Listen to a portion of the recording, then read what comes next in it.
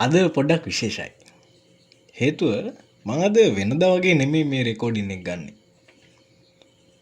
අද මං කිසිම කොලයක් පිටපතක් බලන්නේ නැතුව තමයි මේ රෙකෝඩින් එක ගන්නෙ. ඔව් ඔයා හිතුවා හරි.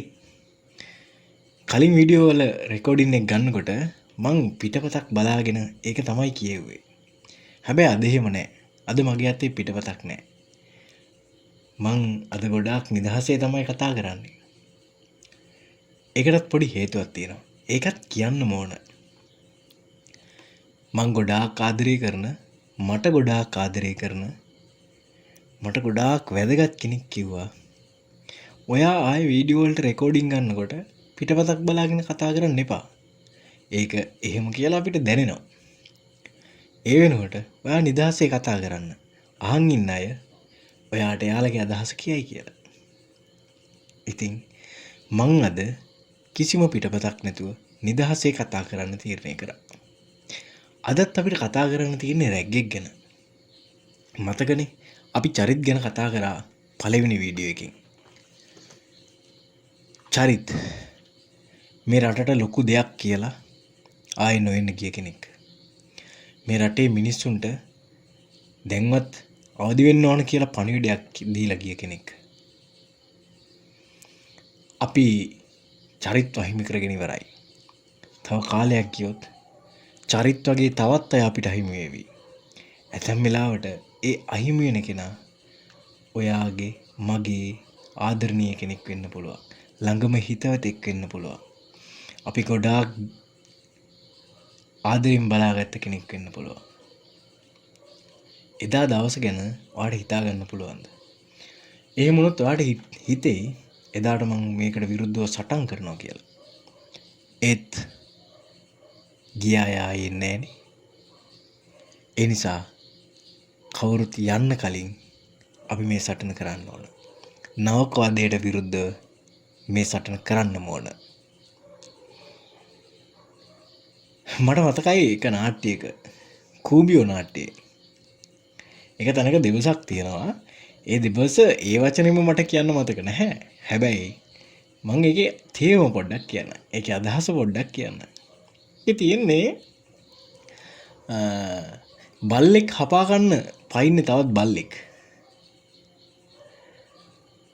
පීඩිතයව හපා ගන්න පයින්නේ. පීඩිතයට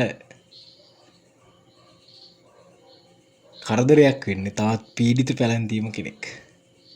ඒ වගේ මේ විශ්වවිද්‍යාලයට ගිහිල්ලා ඉන්න එහෙම නැත්නම් කොහේ හෝ අධ්‍යාපන ශාස්ත්‍රයකට සම්බන්ධ වෙච්ච පැත්තකින් තියන්නකෝ ඒ විතරක් නෙවෙයි වෘත්තියකට සම්බන්ධ වෙච්ච කවුරුන් හෝ තව කෙනෙක්ට රැග් කරන්නේ තමන්ගෙම කෙනෙක්ට. තමන් වගේම ඉගෙන ගන්න ආව කෙනෙක්ට. තමන් වගේම දුක් විඳලා ආව කෙනෙක්ට. ඒකයි මේකේ තියෙන අමුතුම දේ. සමහර විට තමන් වගේම මඤ්ඤොක් කාලයක් තම්බල කාලා දංකුඩු ටිකක් හොරගෙන කාලා විශ්වවිද්‍යාලයට ආව කෙනෙක්ට රැග් කරන්න වදයක් වෙන්න එයාගේ මානසිකත්වය කඩා බිඳ දාන්න කටයුතු කරන්නෙම ඒ වගේම දුක් විඳලා ආව කෙනෙක්. විශේෂයෙන්ම මේක හරිම සංවේදී කාරණාවක්. හේතුව සමහර ළමයි විශ්වවිද්‍යාලයට යනවා අම්මා තාත්තා නැහැ. බොහොම දුක් විඳලා ඉගෙනගෙන සමහර ලාවට ඒ ලෙවල් කරන ගමන් තවත් රැකියාවක් කරනවා. බොහොම දුක් විඳලා යන්නේ. එහෙම යන කෙනෙක්ක සමාජත්වයට ලක් කරලා බුලි කරලා අර විහිළුවට ලක් කරලා යාට වදයක් වෙලා පහර දීලා අශෝභන දේවල් කරන්න කියලා අශෝභන තැනකට අරන් ගිහිල්ලා එයාගේ මානසිකත්වය කඩලා දාලා ඕනාවටත් වඩා දුක් විඳින මිනිස්සෙක්ට තවත් දුක් දීලා ඒ මිනිස්යාගේ ජීවිතේ තිත්ත කරනවා. මෙන්න මේ නවකවාදය ඇතුලේ. ඒක හරි පිළිකුල් සහගත ක්‍රියාවක්. ඒ නවකවාදයේ දෙන අයගේ මානසිකත්වය කොච්චරනම් පහත්ද කියලා අපිට වචනෙන් විස්තර කරගන්න බෑ. ඔන්න ඔය වගේ තැනකට තමයි චරිතවත් යන්නේ. අපි කලින් වීඩියෝ එකේදී කිව්වා අද ලංකාවේ තරුණ තරුණයන්ට තියෙන හීන ගොඩ එකක්වත් ඉෂ්ට කරගන්න තියෙන අමාරුව එහෙම ලොකු සටනක ඉන්න මේ තරුණ තරුණියෝ විශ්වවිද්‍යාලයට ගිහිල්ලා ඒ හීනිෂ්ට කරගන්න දඟලනකොට සටන් කරනකොට ඒ අස්සේ තවත් වදයක් වෙනවනම් තවත් කරදර ගොඩක් වෙනවනම් මානසික වට්ටනවනම් ඒක කොච්චර අසාධාරණ ක්‍රියාවක්ද. ඇත්තරම කෙනෙක්ගේ මානසික නිදහස අහිමි කරන්න කාටද අයිතියක් තියෙන්නේ? මේක තමයි අපි නැවත ප්‍රශ්න කරන්නේ. ඉතින් අපි නවකවාදය ගැන මේ විදිහට කතා කරගෙන යනකොට අපි හිතන්න ඕන මොකද්ද මේ නවකවාදය ඇතුලේ වෙන්නේ කියලා. ඇත්තටම නවකවාදයට අපිට දෙන්න පුළුවන් නිර්වචනය මොකද්ද? අර්ථ දැක්වීම මොකද්ද? නවකවාදයට බොහොම ප්‍රශස්ත ඉතාම ඉහළ නිර්වචනයක් දෙන්න පුළුවන්. හැබැයි මගේ වචනේ මම මෙහෙම කියන්නම්. කනිෂ්ඨ ශිෂ්‍යයෙකුට නැත්නම් ශිෂ්‍යාවකට වචනේ එහෙම නැත්නම් ලිඛිතව එහෙම නැත්නම් ශාරීරිකව කරන සරදම් පරුෂ සැලකීම් ඒ වගේම මේ වගේ ක්‍රියාවන් හේතුවෙන් එයාගේ මනස අස්ථාවර කරනවා නම් හිත කඩාගෙන වටනවා නම් බය ඇති කරනවා නම් චකිතය ඇති කරනවා නම් ඒ වගේම එහෙම ඇති කරවන්න හේතු වෙන සාමාන්‍ය වෙලාවට මිනිස්සු කරන්නේ නැති සාමාන්‍යයෙන් සිහියෙන් ඉන්න මිනිස්සු කරන්නේ නැති දේවල් කරන්න කියලා පොළඹවනවා නම් බල කරනවා නම් බලහත්කාරකම් කරනවා නම් ඒකට අපිට නවකවාදී කියලා කියන්න පුළුවන්. සාමාන්‍යයෙන් නවකවාදී තියෙන රටවල් අතරිනුත් ලංකාව ටිකක් උඩින් ඉන්න රටක්. නවකවාදී ලංකාවේ එච්චර දරුණුවට තියෙනවා.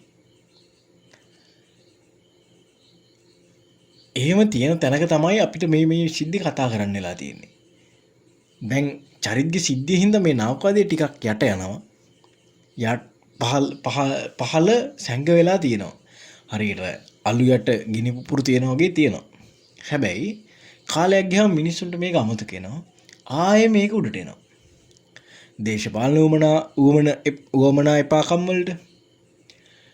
එහෙම නැත්නම් ඔය විවිධ සංවිධානවල උවමනා එපාකම් වලට. තව කතාවක් තියෙනවා පෞද්ගලික විශ්වවිද්‍යාලවල උවමනා එපාකම් වලට. මොකක් හරි හේතුන් වලට මේ නවකවාදී ආය ඉස්මතු වෙලා එනවා. ඒ වගේ එන වෙලාවට මේ චරිත්ලා වගේ කවුරුන් හරි කෙනෙක්ව බිල්ලක් වෙනවා. ගොදුරක් වෙනවා. තවත් එහෙම ගොදුරු ඇති නොවෙන්න එහෙම බිලි නොගන්න අපේ පැත්තෙන් අපිට කරන්න පුළුවන් දේ තමයි අපි මේ කරමින් ඉන්නේ. ඒ අතර ඔයාටත් පුළුවන් ඔයාගේ පැත්තෙන් දේවල් ටිකක් කරන්න. ඒක එහෙම කරන්න පටන් ගන්න මුලින්ම මේ වීඩියෝ එකට ලයික් එකක් දාලා අපේ සටනට හයියක් වෙන්න. අපිත් එක්ක එකතු වෙන්න. ඇත්තටම හොඳ මිනිස්සු තනිය සටන් කරලා වැඩක් නැහැ. අපි එකතු වෙලා සටන් කරලා මේ නරක පළවා හරින්න ඕන. ඒ නිසා ඔයත් රැග් එකට විරුද්ධ කෙනෙක් නම් ඔයා මිනිස්සුන්ගේ මානසික නිදහස අගය කරන කෙනෙක් නම් අනිවාර්යෙන් මේ වීඩියෝ එකට ලයික් එකක් දාන්න. මේ රැග් එක ලෝකයේ මුලින්ම ඇතිවලා තියෙන්නේ අතීත ග්‍රීක ක්‍රීඩා සමාජවල වල කියලා තමයි සැලකෙන්නේ. ඒ කාලේ ඔය ක්‍රීඩා සමාජවල කණ්ඩායම් එකමුතුභාවය තියාගන්න, ක්‍රීඩාවේ ජීව ගුණය තියාගන්න, අර ටීම් වර්ක් එක හදාගන්න පොඩි සරදමක් කරලා සමච්චලයන් කරලා පිළිගත්ත කියලා තමයි කියන්නේ. පස්සේ කාලෙක තමයි මේක අධ්‍යාපන ශාස්ත්‍රයට එන්නේ. හැබැයි ඒ එන්නෙත් එකපාරම නෙමෙයි. මේක මුලින්ම යන්නේ හමුදාවට. හමුදා පුහුණුවන වල ඒ කණ්ඩායම් වලට තමයි මේක මුලින්ම යන්නේ. හමුදා පුහුණු කණ්ඩායම් වල රැග්ගික විවිධ වෙනස්කම් ඇතුලේ ක්‍රියාත්මක වෙනවා. පස්සේ කාලෙක විශේෂයෙන්ම ඔය පළමු ලෝක යුද්ධය අවසන් වෙලා ඒ ලෝක යුද්ධයට සම්බන්ධ වුණු සොල්දාදු නැවත ඇවිල්ලා එයාලා විශ්වවිද්‍යාල පද්ධතියට එකතු වෙනවා. අන්න එහෙම එකතු වෙනකොට ඒගොල්ලෝ තමයි මේ රැග්ගික විශ්වවිද්‍යාල පද්ධතියට ගේන්නේ. ඒ එනකොටත් එන්නේ අර එකමුතුභාවයේ මේ සුහදත්වය වර්ධනය කරන්න එහෙම තමයි එන්නේ. හැබැයි කාලයක් යනකොට මේක සංස්කෘතිය ටිකක් වෙනස් වෙනවා. වෙනස් වෙලා මේක අමානුෂීය වෙනවා. වද හිංසා තියෙන තැනක් වෙනවා. අවදානම් සහගත ක්‍රියාවන් අවදානම් සහගත ස්වරූපයක් ගන්නවා. ලංකාවේ ඉස්සර කාලේ අතීතයේ විවිධ ආකාරයේ ඉගැන්වීම් දේවල් තිබුණා. විශේෂයෙන් ඔය මහා විහාරය, අබේගිරි විහාරය වගේ ඒ වගේ කේන්ද්‍රස්ථාන බවට පත් වෙමින් පන්සල් ආශ්‍රිතව ඉගැන්වීම් කටයුතු සිදුණා. ඕක ලංකාවට සුද්ධ වෙන කාලේ දක්වාම ඔය වගේ රටාවක් තමයි ගියේ. ඒ කාලේ දක්වාම ලංකාව ඇතුලේ නවකවාදය තිබුණා කියලා සඳහනක් නැහැ. නවකවාදය හරි නවක ශිෂ්‍යයන්ට සමච්චල් කිරීමක්, උසුළු විසුළු කිරීමක් තිබුණා කියලා සඳහනක් නැහැ ඉතිහාසයේ. කොහොමත් ලංකාව කියන්නේ ආගන්තුක සත්කාරයට හොඳ ප්‍රසිද්ධ රටක්නේ. අතීතෙත් එහෙමයි, වර්තමානයේත් ඒක ඒ මට්ටමින් තියෙනවා. මොකද ලංකාව අලුතෙන් එන කෙනෙක්ව බොහොම සතුටින් පිළිගන්න රටක්.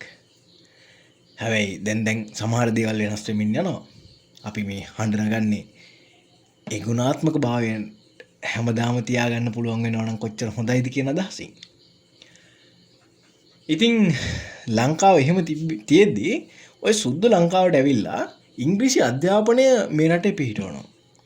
අන්න ඒකත් එක්ක තමයි ලංකාවට නවකවාදී කියන සංකල්පය එන්නේ. විශේෂයෙන්ම මේක මුලින්ම ඇති වෙන ඉංග්‍රීසි පාසල් තුලයි යුද හමුදාව තුලයි. හැබැයි මේක එච්චර ඉස්මතු වෙලා තිබුණේ නැහැ. මොකද ඒ කාලේ ඉංග්‍රීසි පාසල් වල ඉගෙන ගත්ත ළමයි ප්‍රමාණය පොඩි, යුද හමුදාවක් වගේ එකකින් එක පිටට යනවා අඩුයි. ඒ වගේ කාරණාත් එක්ක මේක ගොඩක් ඉස්මතු වෙලා තිබුණේ නැහැ. හැබැයි නිදහසෙන් පස්සේ නිදහස ලැබිලා ඊට පස්සේ නොමිලේ අධ්‍යාපනය ඇති වෙලා මේ වගේ නිදහස් අධ්‍යාපනය ඇති වෙලා පාසල් පද්ධතියෙන් පුළුල් වෙනකොට විශ්වවිද්‍යාල ඇති වෙනකොට මෙන්න මේකත් එක්ක තමයි මුලින් නවකවාදයේ ඉස්මතු වෙන්න පටන් ගත්තේ. ඔන්න ඔය විදිහට තමයි ලංකාවට නවකවාදයේ එන්නේ සහ ලංකාවේ නවකවාදයේ පැලවෙන්න ගන්න. ලංකාවේ නවකවාදයේ ප්‍රධාන සිදුවීම පළවෙනි සිදුවීමක් විදිහට වාර්තා වෙන්නේ 1974 වසරේ විද්‍යාලංකාර විශ්වවිද්‍යාලයේ, ඒ කියන්නේ වර්තමානයේ කැලණි විශ්වවිද්‍යාලයේ පුහුණු ගණිත ගුරුවරයෙකුට නවකවාදය දුන්නයි කියලා සිද්ධියක් තමයි වාර්තා වෙන්නේ. මේ සිද්ධි ගැන සහ නවකවාදී ඉතිහාස සිදුවීම් ගැන අපි කතා කරනවා ඊළඟ වීඩියෝ වලදී. හැබැයි ඊට කලින් අපි කතා කරනවා මේ නවකවාදී ක්‍රියාපිළිවෙල මොකක්ද කියලා. කොහොමද නවකවාදී විශ්වවිද්‍යාලයේ ඇතුලේ නවකවාදී සිද්ධීන් ආරම්භ කරන්නේ? ඊට පස්සේ ඒවා මැද කොහොමද ක්‍රියාත්මක වෙන්නේ? නවකවාදී අවසන් කරන කාල සීමාව කොහොමද සිද්ධ වෙන්නේ? නවකවාදී ඇතුලේ මොනවද කරන්න දෙන්නේ වගේ දේවල් අපි කතා කරන්න සූදානම්. අපි විශේෂයෙන් ඔයාලට මතක් කරන්න ඕන මේ දක්වා අපේ වීඩියෝ ඇහුවනම් ඔයා බැලුවනම් මම දන්නවා ඔයත් නවකවාදීට විරුද්ධ කෙනෙක්. ඒ නිසා අපේ ඊළඟ වීඩියෝ ඔයා ළඟට ගෙන්න ගන්න. ඊළඟ වීඩියෝ දාපු ගමන් මේ සටනත් එක්ක එකතු වෙන්න ඔයා අපිව subscribe කරන්න. ඒ වගේම අපේ වීඩියෝ වල තව මොනවද එකතු වෙන්න ඕන? තව මොනවද වෙනස් වෙන්න ඕන? ඔයාට තියෙන අදහස් මොනවද? යෝජනා මොනවද කියලා කමෙන්ට් කරන්න. ඇත්තටම අපිට ඉතා ඉහළ ක්වොලිටි එකකින්, ඉතා ඉහළ ප්‍රමිතියකින් අපිට මේක රෙකෝඩ් කරන්න බැරි වෙයි. අපි සාමාන්‍යයෙන් පුංචි දේවල් ටිකක් පාවිච්චි කරලා රෙකෝඩ් කරන්නේ. ඒ වගේ දේවල් වෙනස් කරන්න බැරි වුණත් අපි ඔයාලට කියන කතාව වෙනස් කරන්න අපිට පුළුවන්. ඒ කතාවට තව දේවල් එකතු කරන්න පුළුවන්. ඒ කතාවේ අනවශ්‍ය දේවල් අයින් කරන්න පුළුවන්. ඒ නිසා ඔයා කැමති අදහසක් බොහොම සભ્ય වචනේ අපිට කමෙන්ට් කරන්න අමතක කරන්න එපා. අපි subscribe කරන්න. ඒ වගේම තාම like එකක් දාන්න බැරුණා නම් මේ වීඩියෝට like එකකුත් දාන්න. ඒ විතරකුත් නෙමෙයි. සමහර විට ඔයත් එක්ක සටන් කරන්න තව සටන් සගයෙක් හොයාගන්නත් ඔයාලට පුළුවන් වෙයි මේ වීඩියෝ එක share කරලා. ඒ හින්දා මේ වීඩියෝ එක share කරන්න. අපි නවකවාදය ලංකාවෙන් අයින් කරන තුරුම මේක ගැන කතා කළ යුතුමයි. එහෙම නැති වුණොත් අපිට අපේ සමීපතම අය අපේ ඇස් ඉස්සරහම නැති වෙනවා බලන් ඉන්න වෙයි. එදාට ඔයාලට සටන් කරන්න හිතේ. ඒත් ඒ සටන බොහොම හුදකලා සටනක් වෙන්න වැඩි ඉඩක් තියෙනවා. ඒ නිසා මේ වෙලාවේ අපි චරිත් වගේ තව කෙනෙක් අහිමි කරගන්නේ නැතුව, අමාලි වගේ තව කෙනෙක් අහිමි කරගන්නේ නැතුව මේ සටන